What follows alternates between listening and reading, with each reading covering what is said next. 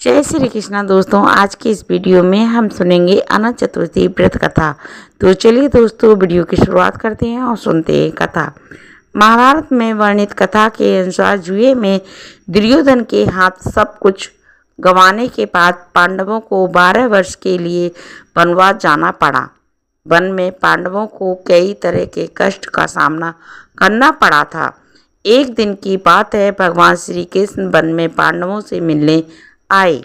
तब युधिष्ठिर ने कहा, हे नारायण, हम सभी भाइयों को इतना कष्ट क्यों सहना पड़ रहा है और इसे कैसे दूर किया जा सकता है।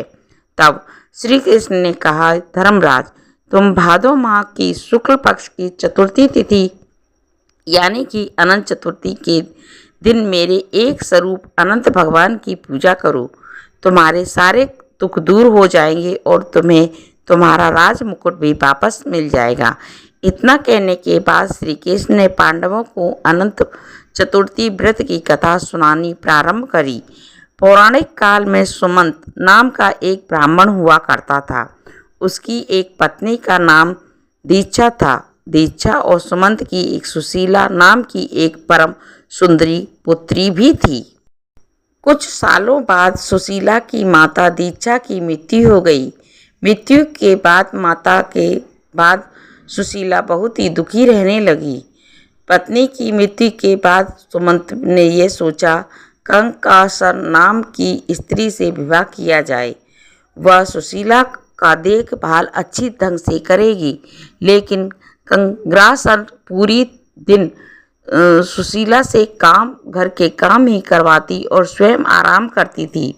कंकासर के व्यवहार को देखकर ब्राह्मण दुखी रहने लगा और सुशीला शादी के योग्य हो गई। तो ब्राह्मण ने अपनी पुत्री का विवाह कंडल नाम के ऋषि के साथ कर दिया। विवाह के बाद जब विदाई का समय आया तो ब्राह्मण ने बेटी और दामाद को ईंट और पत्थर के कुछ टुकड़े एक कपड़े में लपेट कर दे दिए। ये देखकर कंडल ऋषि को बड़ा दुख हुआ, परंतु वे वहां से बिना कुछ कहे ही पत्नी को साथ लेकर अपने आश्रम की ओर चल दिए। चलते चलते रास्ते में ही रात हो गई तो कंडल ऋषि ने अपनी पत्नी के साथ एक नदी के किनारे रुक गए।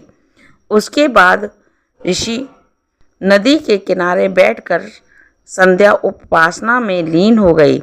तभी सुशीला ने देखा कि सैकड़ों महिलाएं नए वस्त्र धारण कर भगवान की पूजा कर रही हैं। फिर वह भी उन महिलाओं के पास गई और महिलाओं से पूजा के बारे में पूछने लगी। तब एक महिला ने उसे अनंत भगवान की पूजा विधि और उसके महत्व के बारे में बताया।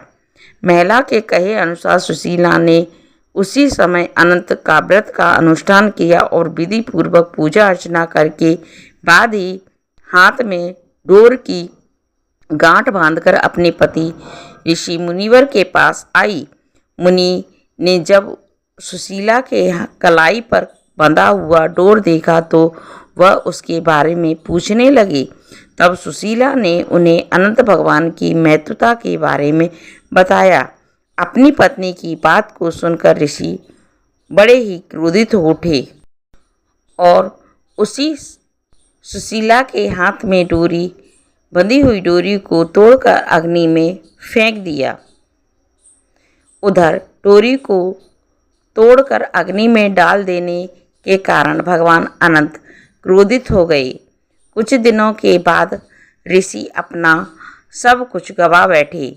एक दिन दुखी होकर ऋषि ने अपनी पत्नी से दुखों का कारण पूछा तो सुशीला बोली, स्वामी, ये अनंत भगवान के कारण हुआ है। उस दिन आपने मेरी कलाई पर बंधी डोरी को तोड़कर अग्नि में डाल दिया था। पत्नी की बात को सुनकर ऋषि को बड़ा दुख हुआ और उन्होंने इसे अपमान का पश्चाताप करने का निश्चय किया। कई दिनों तक बिना अन्न जल ग्रहण किए वे इधर उधर भटकते हुए वन में घूमने लगे। फिर भी उन्हें भगवान के दर्शन नहीं हुए। तब एक दिन थक हार कर वह एक पेड़ के नीचे बैठ गए, परंतु कुछ समय बाद वे वहाँ बेहोश होकर जमीन पर गिर गए। जब ऋषि को होश आया तो भगवान अनंत प्रकट हुए। और वे वास्तव तुमने मेरा अपमान किया था, इसी कारण ये दुख भोगना पड़ा है।